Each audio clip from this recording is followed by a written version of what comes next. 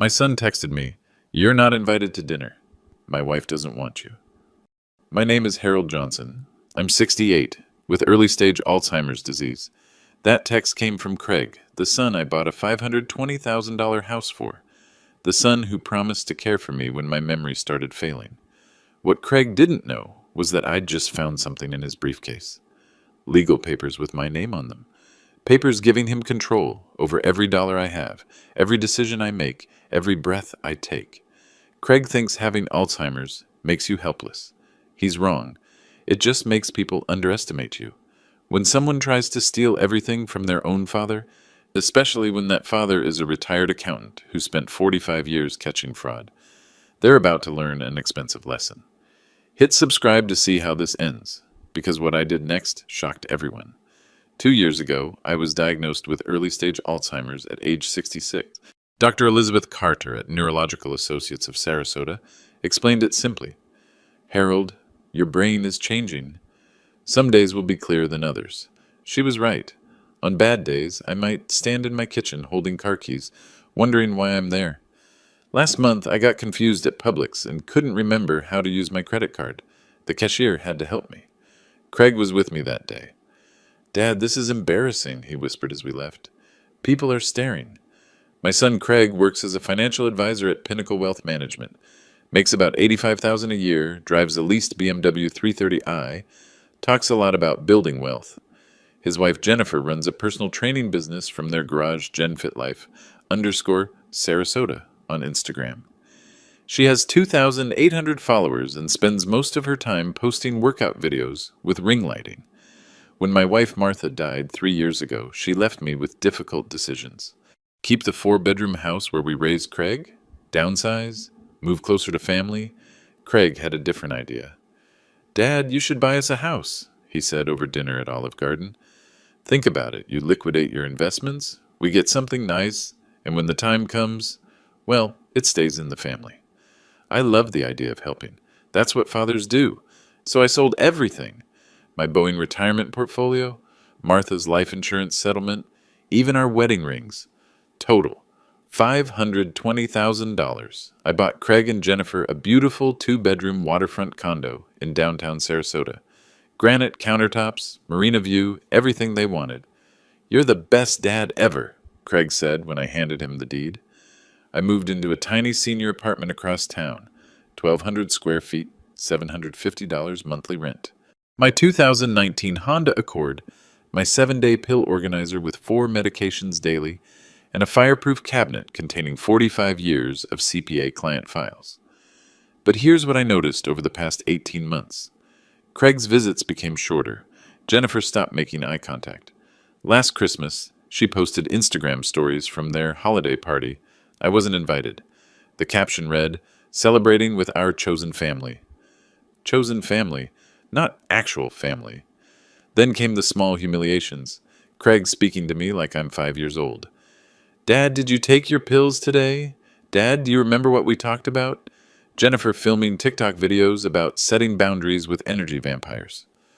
3 weeks ago, I had what Dr. Carter calls an episode at their condo. I couldn't remember why I was there, started looking for Martha, got confused about the year. Jennifer recorded it on her phone. "See?" she told Craig later, not knowing I could hear. "This is what I'm talking about.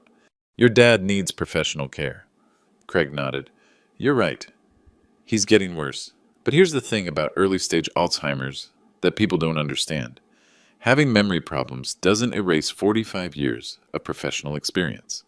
It doesn't eliminate your ability to recognize patterns, read financial documents, or detect fraud.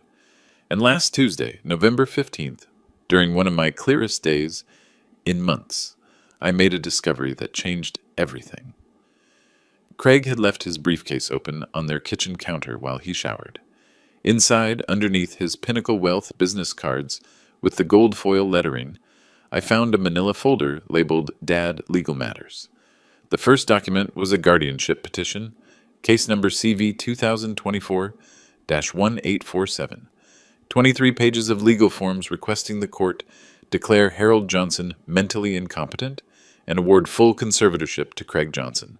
Filing date, November 20th. That's next week. The second document was a brochure for Sunset Manor Memory Care. Monthly cost, $3,200. The cheapest facility in Sarasota County. But what Craig didn't know was that I had been documenting everything. I spent that entire night reading through Craig's folder with the kind of clarity I hadn't felt in months. Every document told the same story. My son was planning to take everything. The guardianship petition listed my assets to be managed, my remaining bank account with $340,000, my Honda Accord, and somehow, though, I didn't understand how, the waterfront condo I'd bought for him. How does that work? I bought him a house, and now he's claiming it as my asset that needs protection? I called Margaret Torres the next morning. She's an estate attorney I did taxes for from 2018 to 2022, charges $450 an hour, keeps her office downtown in a glass building with mahogany furniture and diplomas covering every wall. Harold, she said, guardianship proceedings are serious. If the court grants Craig conservatorship, you lose all legal rights. You can't sign contracts, access your own bank accounts, or make medical decisions. You become, legally, like a child. What about the condo? That's where this gets interesting. Did Craig ever sign a promissory note? Any legal documentation of the gift versus loan structure? I realized my mistake. In my eagerness to help, I'd simply transferred money. No loan documents, no gift documentation, nothing proving the house belonged to Craig. Harold, listen carefully, Margaret continued. If someone can argue you were mentally incompetent when you made that transfer, they could potentially claim it was an invalid transaction. Craig might be positioning himself to protect assets you never legally gave away. The timeline was brutal. Craig's court hearing, November 20th. Today was November 16th. I had 4 days, but the stakes went beyond money.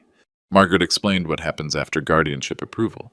The conservator in this case, Craig decides where you live, who you see, what medical care you receive. If he wants you in Sunset Manor, that's where you go. If he wants to limit your visitors, he can. If he decides certain relationships are harmful to your well-being, he can legally cut them off. I thought about Dr. Carter, who'd been monitoring my condition carefully, about Nancy Wilson, my former secretary who still calls twice a week to check on me, about my Tuesday coffee meetings with other retirees at Dunkin' Donuts. All of that could disappear. There's something else, Margaret said. I've seen these cases before. Once someone gains guardianship, the ward's assets often get managed differently than intended. Expensive care facilities become cheaper ones. Investment portfolios get liquidated for living expenses. It's not always intentional, but she didn't need to finish. I understood. Craig would get my $340,000 to manage. He'd warehouse me at Sunset Manor for $3,200 monthly. The remaining money, my entire life savings, would be his to control. Meanwhile, I discovered something else in Craig's paperwork. A pre-approval letter from SunTrust Bank for a home equity line of credit against the waterfront condo. Approved amount, $180,000. Craig was planning to borrow against the house I bought him. That evening, I drove to their condo in my Honda Accord. Jennifer answered the door wearing yoga pants and a sports bra, ring light glowing behind her for an Instagram live session. Harold? She seemed annoyed. Craig's at work. Is everything okay? I need to talk to both of you tonight. It's important. Well, I'm filming content until 8, so... Jennifer, this can't wait. Something in my voice made her pause the live stream. Craig arrived home at 6:30, still wearing his Pinnacle Wealth polo shirt, carrying his gold-foiled business cards. I was sitting at their granite kitchen counter, the same counter where I'd discovered his betrayal. Dad, what are you doing here? We need to discuss your plans for November 20th. Craig's face went white. Jennifer looked confused. I don't know what you mean, Craig said. I placed a photocopy of the guardianship petition on the counter between us. Case number CV 2024-1847. Your petition to declare me mentally incompetent. Filed with Sarasota County Court. Hearing scheduled for Monday at 9 a.m. Jennifer's mouth fell open. Craig, what is he talking about? Craig couldn't speak. Also this. I placed the Sunset Manor brochure next to the legal papers. $3,200 monthly for memory care, the cheapest facility in the county. Dad, you're confused, Craig finally managed. Those papers, you don't understand what they mean. I understand perfectly. 45 years as a CPA teaches you to read legal documents. But what happened next would determine whether I spent my final lucid years fighting for my dignity or disappearing into a system designed to warehouse inconvenient elderly people. Craig, I said, keeping my voice level, explain the home equity application. What home equity application? I placed the SunTrust pre-approval letter on the granite counter, $180,000 against the condo I'd bought him. Jennifer grabbed the paper. You applied for a home equity loan without telling me? It's it's just a pre-approval, Craig stammered, in case we needed funds for Dad's care. My care costs $3,200 monthly at Sunset Manor, I said. This loan would cover 56 months of that.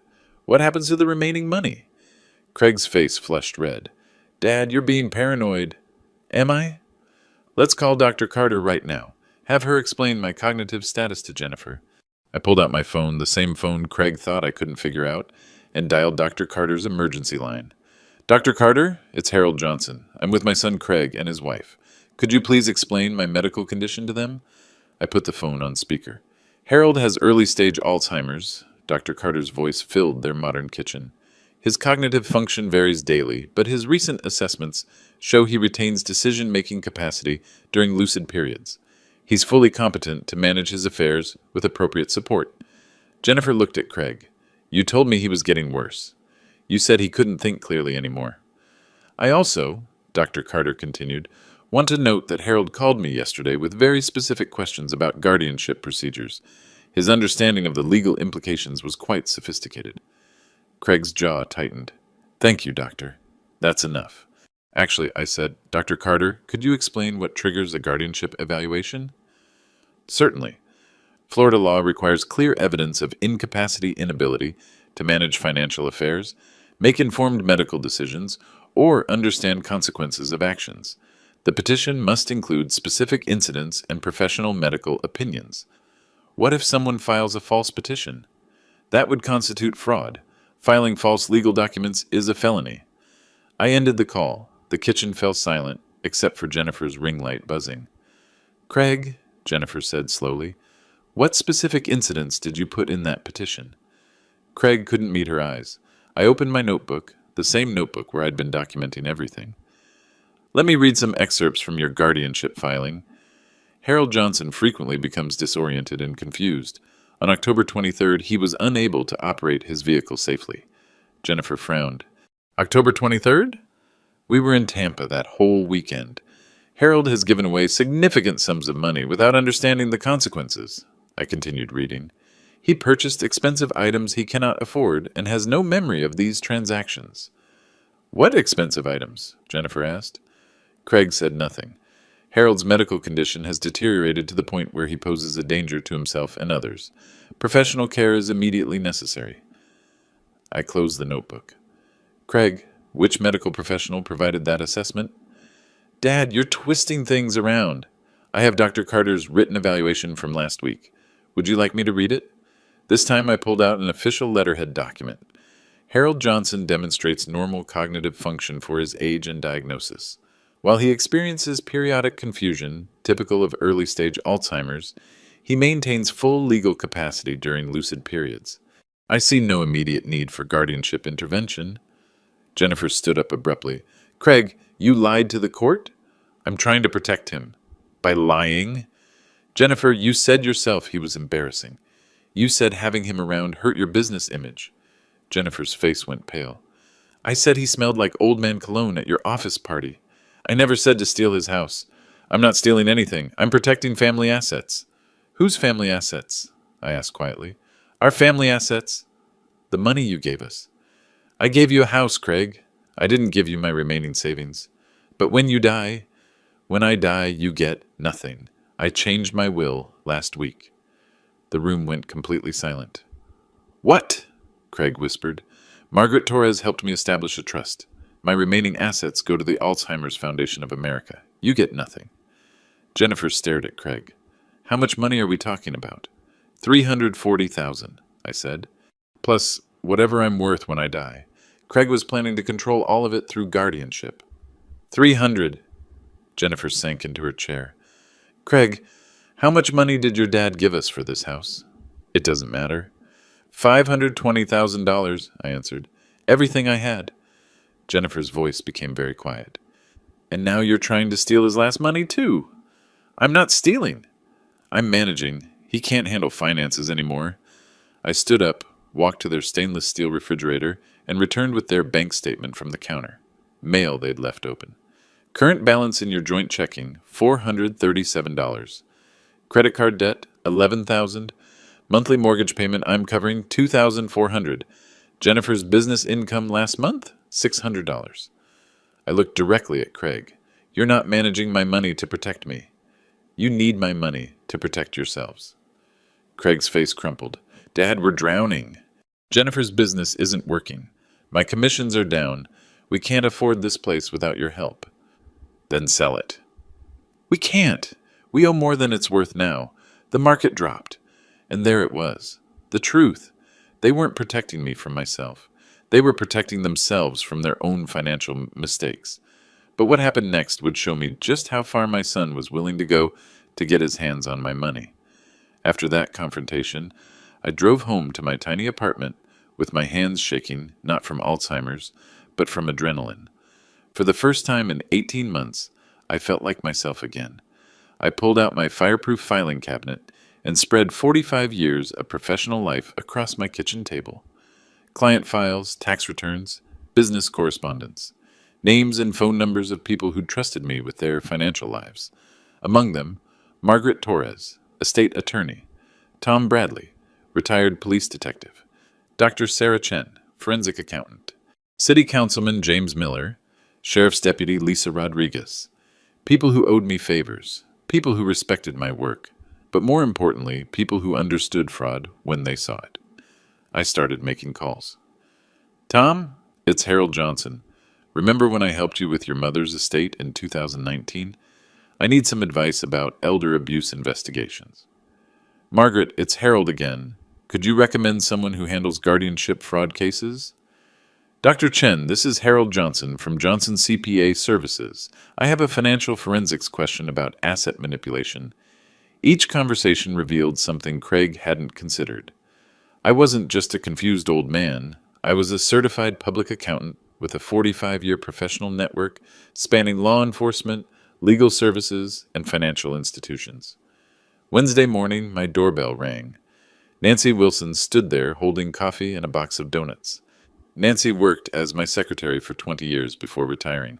She still calls twice weekly, still organizes my medication schedule, still treats me like the boss she respected, rather than the patient everyone else sees. Harold, you sounded stressed on the phone yesterday. What's going on? I showed her everything. The guardianship petition, Craig's lies, the home equity application, the timeline. Nancy's face hardened. That little shit. Nancy, I'm sorry, but Craig was 7 years old when I started working for you. I watched you sacrifice everything for his college education, his wedding, his career. And this is how he repays you? She pulled reading glasses from her purse and started organizing documents with the efficiency that made her my best employee. Harold, do you remember Mrs. Patterson from 2018? Mrs. Patterson, wealthy widow whose nephew tried to get guardianship to steal her estate. I testified as her financial expert witness. Her nephew went to prison for elder abuse. I still have all our notes from that case, Nancy continued. The legal strategies, the documentation requirements, the warning signs of guardianship fraud, everything. She pulled out her phone and started typing. I'm texting Margaret Torres right now. She needs to see this. But then Nancy found something in Craig's paperwork that made her stop. Harold, look at this income verification form Craig submitted to SunTrust. She pointed to a line item. Harold Johnson Family Trust. Monthly income, $3,200. What family trust? Exactly. Craig told the bank you have a trust paying $3,200 monthly. That's how he qualified for the home equity loan. I stared at the document. But I don't have a family trust. No, but if you're declared incompetent and Craig becomes your conservator, he could establish one, using your assets, paying himself a monthly management fee. The pieces clicked together. Craig wasn't just planning to warehouse me at Sunset Manor for $3,200 monthly. He was planning to pay himself $3,200 monthly to manage my trust. My entire life savings would become Craig's salary. Nancy pulled out a calculator. $340,000. If Craig pays himself $3,200 monthly management fees plus $3,200 for your care, that's $6,400 monthly total. Your money lasts exactly 4.5 years. And then you're broke, and Craig applies for Medicaid to cover your continued care. Medicaid facilities are much worse than Sunset Manor. I felt that familiar fog creeping into my mind, the kind that comes when stress triggers my symptoms. But Nancy noticed immediately. "Harold, sit down, take your afternoon medication. We're going to fix this." She handed me my pill organizer and a glass of water. "But first, I'm calling Dr. Carter. She needs to do a comprehensive cognitive evaluation before Monday's hearing." What Nancy didn't know was that Craig had already thought of that. Friday evening, Craig called with an invitation that surprised me. "Dad, Pinnacle Wealth is having our annual Christmas party tomorrow night. Jennifer thinks maybe we were too harsh the other day. We'd like you to come." After everything that had happened, Craig wanted me at his office party? "Are you sure?" "Absolutely. Jennifer feels bad about the misunderstanding. She wants to make it up to you. Saturday night, I put on my best suit, the navy blue one Martha bought me for our 40th anniversary, and drove to the Pinnacle Wealth offices downtown. Glass building, marble lobby, Christmas decorations that probably cost more than my monthly rent. Craig met me in the parking lot. "Dad, you look great. But listen, some of my colleagues don't know about your condition. So if you start feeling confused, just let me know, okay?" Red flag. But I was curious what they were planning. The party was elegant. Open bar, catered food, Craig's coworkers in expensive suits, talking about market trends and client portfolios. Jennifer wore a red dress and immediately started introducing me around. "This is Craig's father, Harold," she'd say. "He used to be an accountant." Used to be. Like I was dead. For the first hour, everything seemed normal. I talked with Craig's supervisor about retirement planning, discussed tax strategies with other advisors, even helped someone calculate compound interest without using a calculator. Then around 8:30, something changed. I started feeling disoriented. Not confused disoriented. Like the room was spinning slightly. My words began slurring. Simple math became difficult. "Dad?" Craig appeared beside me. "Are you feeling okay?" Something's wrong." Jennifer materialized with her phone already recording. "Harold, what year is it?" 24? No, 25? "Who's the president?" My mind went completely blank. I knew the answer but couldn't access it. Craig's colleagues started gathering around. Whispers, stares. "Dad, do you remember where you are?" I looked around the room. Nothing made sense. I'm looking for Martha. Dad, Martha died 3 years ago." "No, she was just here." Jennifer kept filming. Craig started speaking in that patronizing voice he uses when he thinks I'm having an episode. "Dad, let's get you home.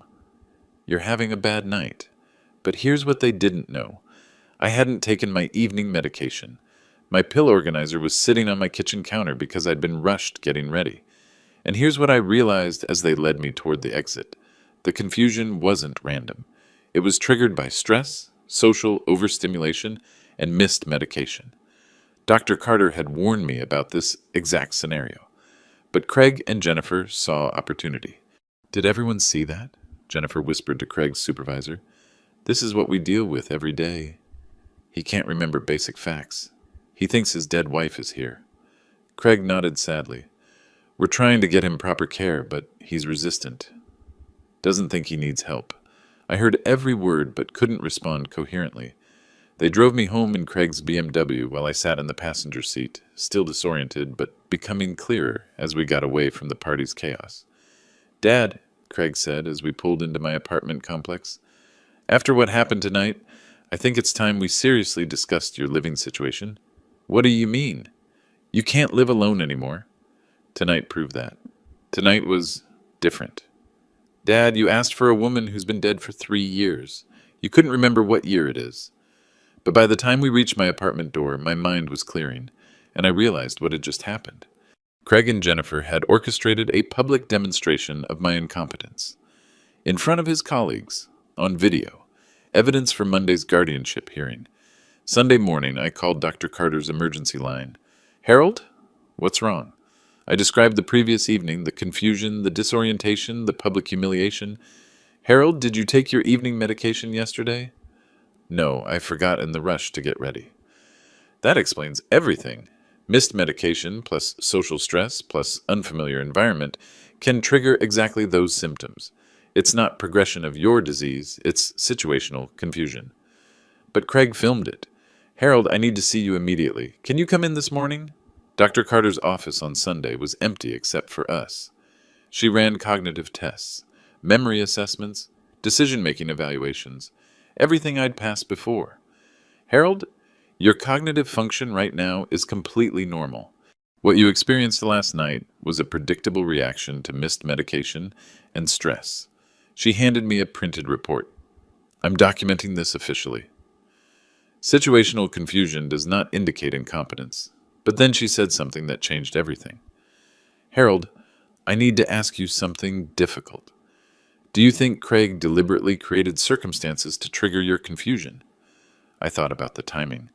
The invitation after our confrontation, Jennifer's immediate phone recording, Craig's pointed questions in front of his colleagues. Yes, that's called staging, creating artificial evidence of incompetence. It's a recognized form of elder abuse. Dr. Carter picked up her phone. I'm calling Adult Protective Services. Tonight's incident needs to be reported before tomorrow's hearing. But Craig was already one step ahead of us. Sunday afternoon, a Sarasota County Sheriff's deputy knocked on my door. Mr. Johnson, I'm Deputy Rodriguez. We received a call from your son expressing concern for your welfare. He says you had a serious medical episode last night and are refusing proper care. I showed Deputy Rodriguez the guardianship papers, Dr. Carter's report, the evidence of Craig's planning. She read everything carefully. Mr. Johnson, this is complicated. Your son filed these papers legally. The court hearing is tomorrow. I can't interfere with legal proceedings. But the evidence of staging, that's for the judge to decide. But I will file a report about your allegations. That's the best I can do.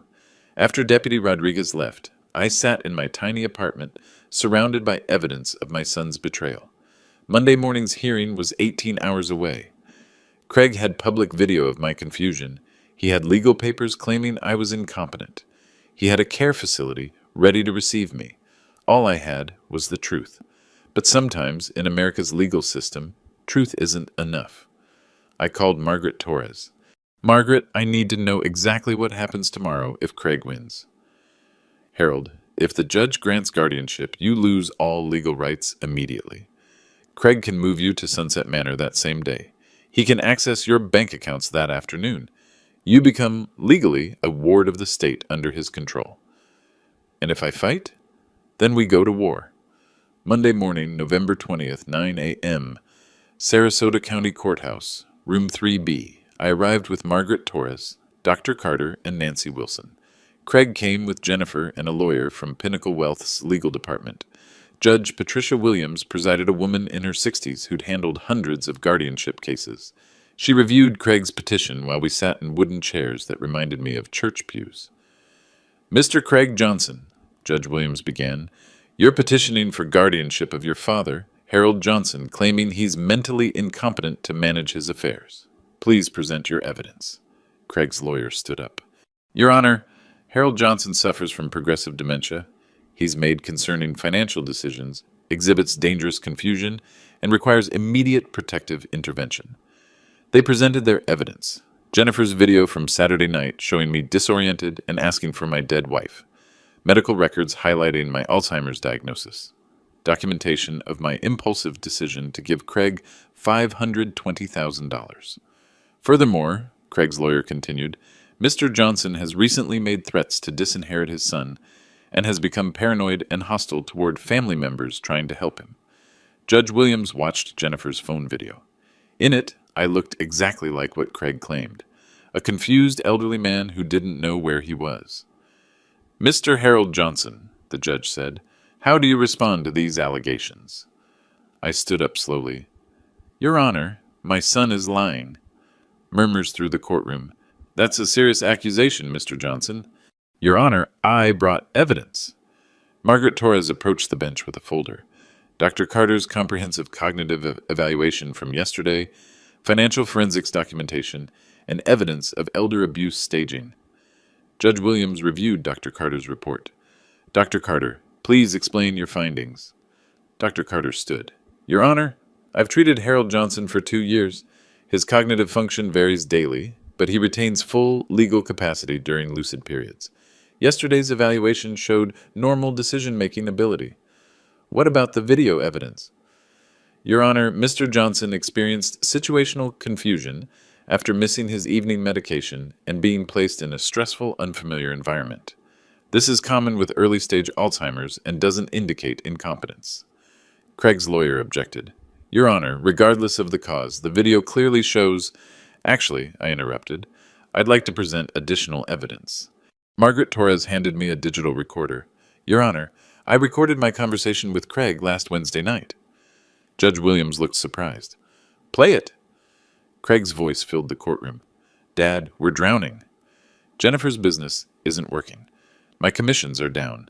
We can't afford this place without your help. My voice. Then sell it. Craig's voice. We can't.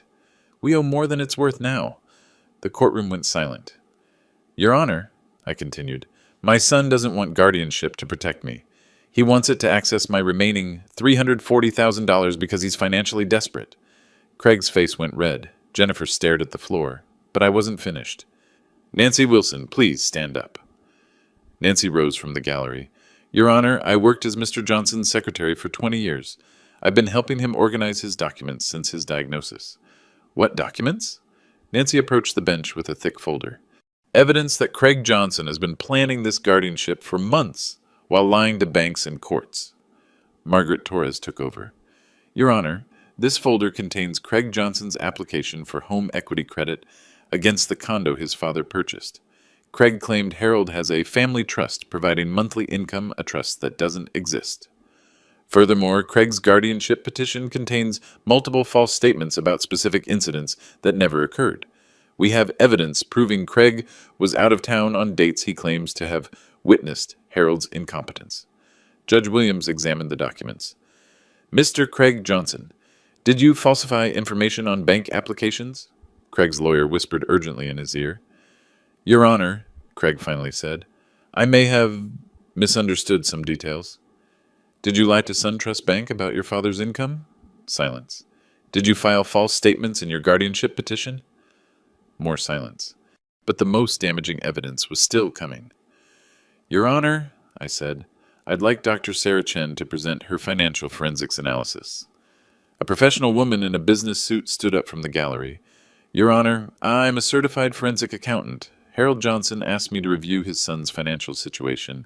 She approached the bench with charts and spreadsheets. Craig and Jennifer Johnson are facing immediate foreclosure. Their mortgage is 3 months behind payments Harold has been making. Their credit card debt exceeds $15,000. Jennifer's business income averaged $450 monthly over the past year. Most concerning, Craig submitted false income documentation to qualify for the home equity loan. He claimed his father was paying him management fees from a trust that doesn't exist. Judge Williams studied the financial analysis. So Mr. Craig Johnson is attempting to gain control of his father's assets while facing financial crisis himself. Correct, Your Honor. The judge turned to Craig. Mr. Johnson, is it true you're 3 months behind on your mortgage? Your Honor, that's temporary. My father has been helping... The father you claim is incompetent to manage money? Craig's lawyer tried to respond, but Judge Williams held up her hand. Dr. Carter, in your professional opinion, does Harold Johnson have the capacity to understand these financial matters we're discussing? Absolutely, Your Honor. His comprehension of complex financial issues remains excellent. Mr. Harold Johnson, do you understand what's happening in this courtroom? I stood up again. Your Honor, my son is trying to steal my money because he can't manage his own. He's willing to warehouse me in a cheap care facility and lie to courts to do it. And what would you like to see happen? I want to keep control of my own life for as long as possible. When I can't manage anymore, I want Dr. Carter and Margaret Torres to help me make decisions, not someone who sees me as a paycheck. Judge Williams closed Craig's folder and looked directly at him. Mr. Craig Johnson, this court finds your guardianship petition to be fraudulent. The evidence shows you falsified information to courts and financial institutions, staged situations to make your father appear incompetent, and attempted to gain control of his assets under false pretenses. Craig's face went white. Furthermore, I'm ordering immediate investigation by Adult Protective Services for elder abuse. The court also finds probable cause for criminal charges related to falsified documents. She turned to me. Mr. Harold Johnson, this court finds you competent to manage your affairs. Guardianship petition denied. The gavel came down. Craig slumped in his chair. Jennifer was already texting, probably her lawyer. But Judge Williams wasn't finished. Mr. Craig Johnson, I'm also issuing a restraining order. You're prohibited from contacting your father regarding financial matters or attempting to influence his medical care. Violation will result in immediate arrest. As we left the courtroom, Craig grabbed my arm in the hallway. Dad, wait. This is insane. I was trying to help you. No, Craig, you were trying to help yourself. Margaret Torres stepped between us. Mr. Craig Johnson, you're violating the restraining order. Please step away. Craig looked at Jennifer, who was staring at her phone. Jen, say something. Jennifer looked up. Craig, I just got a text from 3 of my clients. They saw the court records online. They're canceling their training sessions. What? It's public record now. Everyone knows you tried to steal from your own father. Craig's world was collapsing in real time, but mine was just beginning to rebuild. That afternoon, I walked into Sarasota Police Department with Margaret Torres, Dr. Carter, and a folder full of evidence. Detective Mike Sullivan, a 30-year veteran who'd worked financial crimes for 15 years, reviewed everything we'd brought. Mr. Johnson, what you're describing is textbook elder financial abuse. The falsified documents, the staging, the attempted asset seizure, this is criminal behavior. What are my options? We can file charges for elder abuse, filing false documents, and attempted fraud. Florida takes these crimes seriously. I thought about Craig, sitting in his BMW in some parking lot, realizing his plan had destroyed his career, his marriage, and his relationship with his only living parent. Detective Sullivan, what would happen to Craig if I press charges? Elder abuse is a third-degree felony in Florida. He's looking at potential prison time, fines, and permanent criminal record. He'd also be barred from working in financial services. And if I don't, then he gets away with it. And probably tries again when you're more vulnerable. Margaret Torres leaned forward. Harold, there's another consideration. Other families are watching this case. If Craig faces no consequences, it sends a message that elder abuse is acceptable. I signed the complaint that afternoon. Within hours, Craig was arrested at Pinnacle Wealth's offices. His colleagues watched as detectives led him away in handcuffs. Jennifer posted about it on Instagram before deleting her entire account. But the criminal charges were just the beginning. Tuesday morning, I called Wells Fargo and spoke to the manager about Craig's home equity application. Mr. Johnson, if your son falsified information on loan documents, that's bank fraud. We take that very seriously. I want to file a formal complaint. We'll investigate immediately. If fraud is confirmed, we'll report it to federal authorities and demand immediate repayment of any funds dispersed. Wednesday, I met with Tom Bradley, the retired police detective I'd helped with his mother's estate. Tom now worked as a private investigator, specializing in financial crimes. Harold, I've been looking into Craig's finances. Want to know what I found? Tom spread documents across my kitchen table. Craig owes $47,000 in credit card debt across 6 cards. He's been using cash advances to make minimum payments. His BMW lease is 2 months behind. Jennifer's business license expired 6 months ago, but she's still operating illegally. How deep are they? They're drowning. Without your money, they'll lose everything within 60 days. Tom pointed to a bank statement. But here's the interesting part. Craig has been withdrawing cash from the home equity line money that's supposed to be secured against the house you bought him. How much? $12,000 so far. He's been gambling. My son had a gambling problem I never knew about. Tom, what happens to the house? Since you paid cash and there's no clear documentation of ownership transfer, you might be able to reclaim it, especially if Craig obtained the home equity loan fraudulently. Thursday, Margaret Torres filed a civil lawsuit against Craig for elder abuse, fraud, and recovery of assets. We also filed to freeze the home equity line and place a lien on the condo. Harold, Margaret explained, This lawsuit serves two purposes. First, it protects your assets from further manipulation. Second, it creates legal precedent for other elder abuse victims. The civil case moved faster than the criminal proceedings. Within a week, Judge Williams issued a temporary restraining order, freezing all of Craig's access to funds connected to my assets. Craig's world collapsed systematically. First, Pinnacle Wealth terminated his employment. Financial advisors can't have pending fraud charges. Second, Wells Fargo demanded immediate repayment of the home equity funds, money Craig had already spent. Third, Jennifer filed for divorce. Her lawyer argued that Craig had hidden his gambling addiction and financial crimes from her.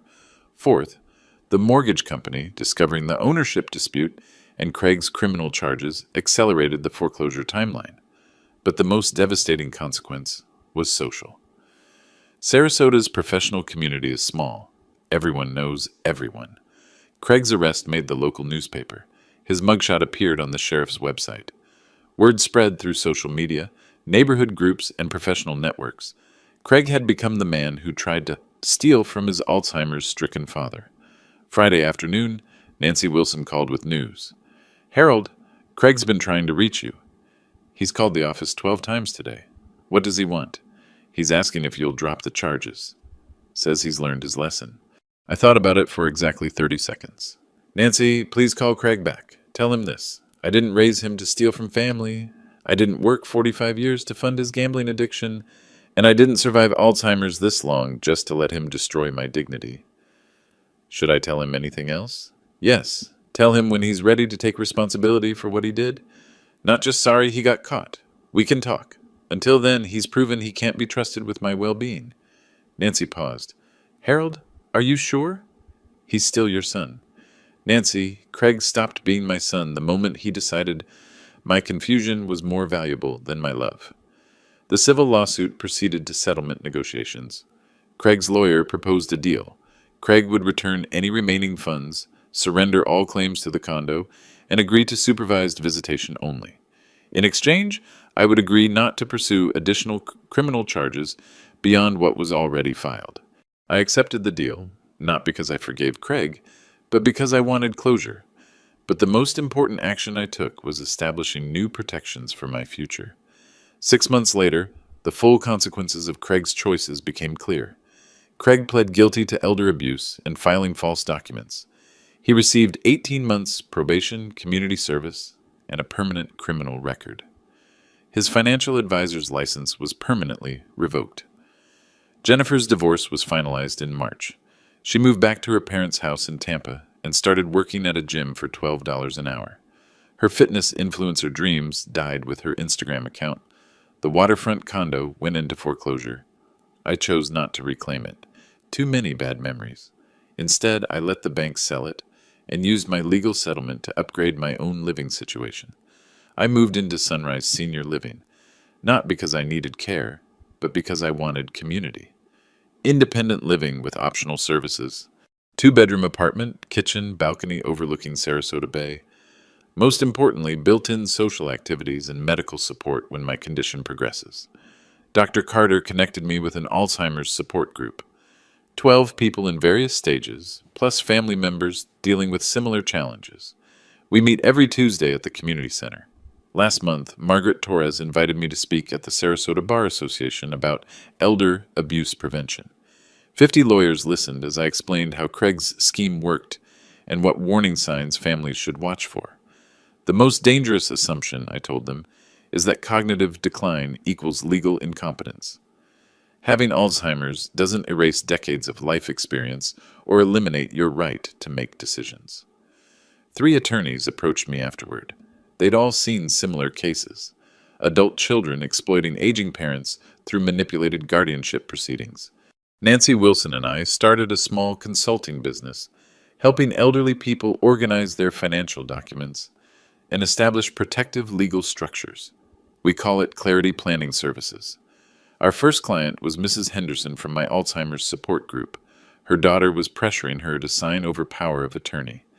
Nancy and I helped Mrs. Henderson understand her options and connect with ethical legal representation. Our second client was a widower whose son was borrowing money for business investments. We helped him document the loans and establish repayment terms. Word spread through senior communities, medical offices, and legal referrals. Within 6 months, we were helping 24 families protect themselves from financial exploitation. But the most meaningful consequence was personal. I met Elizabeth Crawford at the Alzheimer's support group. She's 62, early stage diagnosis like mine, retired teacher whose husband left her after her diagnosis. Couldn't handle the uncertainty, she explained.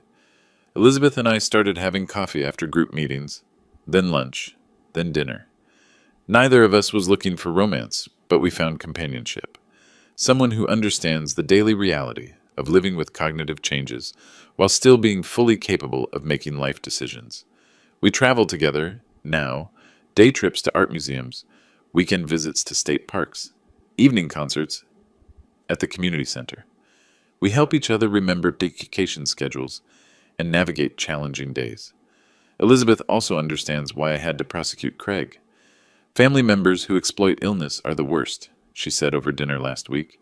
They use our medical condition as permission to steal our autonomy. Craig keeps sending letters, I told her, apologizing, asking for another chance. What do you think? I think Craig is sorry he got caught. I don't think he's sorry he tried. The latest letter arrived yesterday. Craig wrote that he's been attending Gamblers Anonymous meetings, working construction jobs, living in a studio apartment. He wants to rebuild our relationship. But trust, once broken by someone who targeted your vulnerability, doesn't rebuild easily. Craig chose to see my Alzheimer's as weakness to exploit, rather than a challenge we could face together. He chose to stage my confusion, rather than support my clarity. He chose to steal my assets, rather than earn my inheritance. Those weren't mistakes. They were calculated decisions that revealed his character. However, I've learned something important about consequences. They serve justice, but they don't create healing. That has to come from somewhere else. Last month, I established the Harold Johnson Elder Protection Fund through the Alzheimer's Association. It provides legal assistance to elderly people facing financial abuse from family members. The fund's first case, helping a 74-year-old woman whose grandson was using her debit card for online gambling. We connected her with Margaret Torres and Tom Bradley. The grandson is now facing charges, and the woman has protective legal structures in place. Craig's betrayal taught me that having Alzheimer's doesn't make you helpless, but it does make you a target. The best defense isn't hoping family members will do the right thing. It's building legal and social protections that make exploitation impossible. The fund has helped 18 families so far. Each case proves the same thing. Elder abuse happens when vulnerable people have no advocates, and no consequences exist for predatory behavior. Craig gave me an unexpected gift, the knowledge that I'm stronger than my diagnosis and more valuable than my confusion. Today marks 1 year since I found those guardianship papers in Craig's briefcase. I'm writing this from my apartment at Sunrise Senior Living, where I've built a life that prioritizes dignity over convenience and truth over family obligation. My Alzheimer's has progressed slightly. Bad days happen more frequently. Good days require more effort. But I've learned to work with my condition rather than hide from it. Dr. Carter monitors my cognitive function every 3 months. Margaret Torres manages my legal affairs with clear instructions about future care decisions.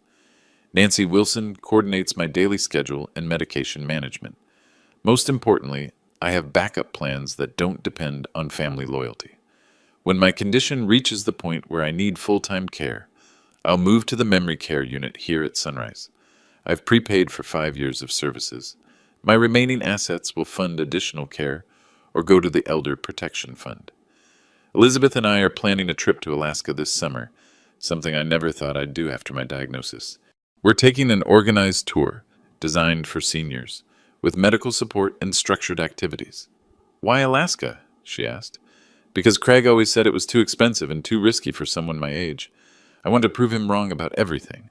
Craig still writes letters. His probation ended last month. He's working steadily, living responsibly, claiming he's changed. Maybe he has. Maybe prison and consequences taught him lessons I couldn't. But I've built a life that doesn't require his redemption. The hardest lesson of this experience wasn't that my son tried to steal from me. It was that I had to choose between family loyalty and personal protection. And family loyalty almost destroyed me. Some people will call me harsh for prosecuting my own son. They'll say family should forgive family, that Craig was desperate and made mistakes. But here's what I learned.